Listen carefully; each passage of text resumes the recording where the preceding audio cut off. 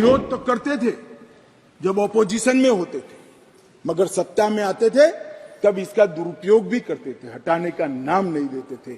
शासन की टीका तो कोई भी कर सकता है, किसी को भी करने का अधिकार है।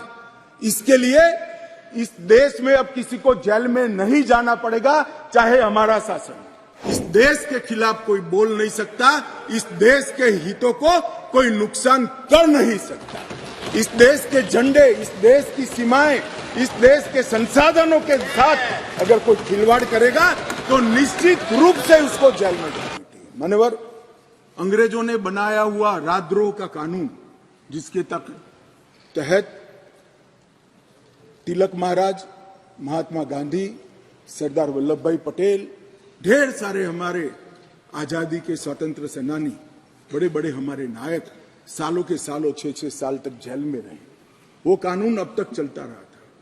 विरोध तो करते थे जब ऑपोजिशन में होते थे, मगर सत्ता में आते थे तब इसका दुरुपयोग भी करते थे, हटाने का नाम नहीं देते थे।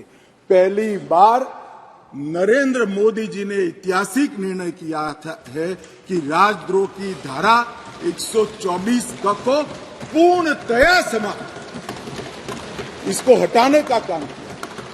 अभी ओवैसी साहब हंस रहे हैं। ओवैसी साहब, मैं भी थोड़ा साइकोलॉजी पढ़ा हूं, विज्ञान का विद्यार्थी हूं। फिर इनके मन में है कि आपने बदल कर रख दिया। मान्यवर, मैं कहना चाहता हूं, हमने राजद्रोह की जगह देशद्रोह की स्थिति रखी। अब ये देश आजाद हो चुका है, लोकतांत्रिक देश है। शासन की टीका तो कोई भी कर सकता है, किसी को भी करने का अधिकार है। इसके लिए इस देश में अब किसी को जेल में नहीं जाना पड़ेगा, चाहे हमारा शासन। मैं फर्क समझाता रहा हूं, जो बड़े कटाक्षमय तरीके से ओवैसी साहब हंस रहे इसलिए। मगर इस देश के खिलाफ कोई बोल नहीं सकता, इस देश के हितों को कोई नुकसान कर नहीं सकता।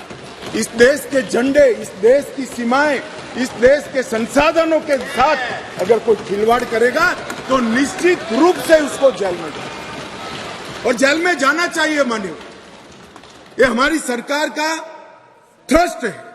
इस देश की सुरक्षा किसी भी की सुरक्षा से सबसे ऊपर होनी चाहिए, सुप्रीम होनी चाहिए, सबसे पहले राष्ट्रपति। इसलिए जो लोग राजद्रोह हटाकर हम देशद्रोह की धारा लाए हैं, इनको अपने विचारों के कपड़े पहनाने का प्रयास करते, इसलिए मैं इस पर डिटेल में बात करता हूं। मान्यवर, आईपीसी 124C, उसमें शब्द प्रयोग था सरकार के खिलाफ की गई बात। मेरी बात ध्यान से सभी सदस्य सुने। अंग्रेजों ने बनाए हुए कानून में लिखा था 124C, सरकार के खिलाफ की गई बात।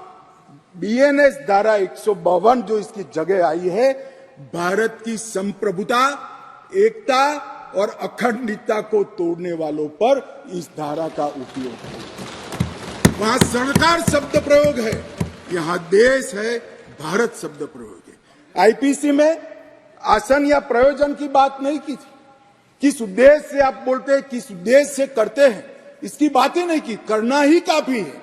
हमने इसमें देशद्रोह की डेफिनेशन में आशय की बात करी है, उसका उद्देश्य क्या है, उसका आशय क्या है, इसका महत्व है।